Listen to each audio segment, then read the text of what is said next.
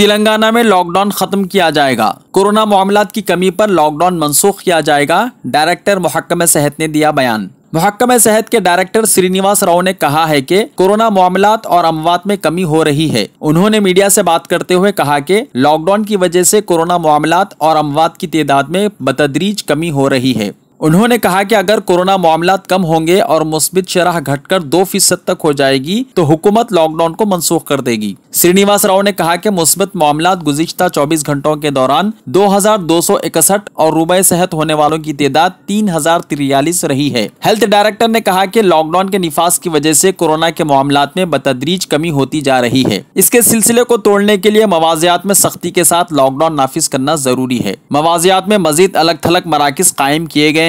श्रीनिवास राव ने कहा कि उन्होंने 20 अजला में फील्ड की सतह के मुआयने किए ताकि कोरोना मामलात और दवाखानों के इक़दाम का जायजा लिया जा सके। हुकूमत ने 12 मई को लॉकडाउन नाफिज किया था और 9 जून तक इसमें तौसी अमल में लाई गई ताकि कोरोना के मामलात में कमी लाई जा सके। उन्होंने कहा कि हमारे पास 9 लाख डोज हैं और बैरूनी मुमालिक जाने वाले स्टूडेंट्स को ये टीके IPM सेंटर में दिए जा रहे हैं। दवाखानों में 55,000 से जायद बिस्तर हैं। हमने घर घर सर्वे किया। 87,49,549 मकानात के सर्वे में 4,037 मामलात का पता चला। उन्होंने कहा कि हैदराबाद के 72 दवाखानों, रंगारेड्डी के 37 दवाखानों और मेडचल के 48 दवाखानों के खिलाफ शिकायत पर कार्रवाई का आगाज किया गया। अगर आपने हमारे चैनल को अभी तक सब्सक्राइब नहीं किया है तो यहाँ पर रेड कलर का सब्सक्राइब बटन दिख रहा है, उसे क्लिक करें और हमारे चैनल को सब्सक्राइब कीजिए और साथ ही साथ बेल आइकन को भी क्लिक कीजिए जिससे आपको ताज़ा अपडेट मिलती रहे।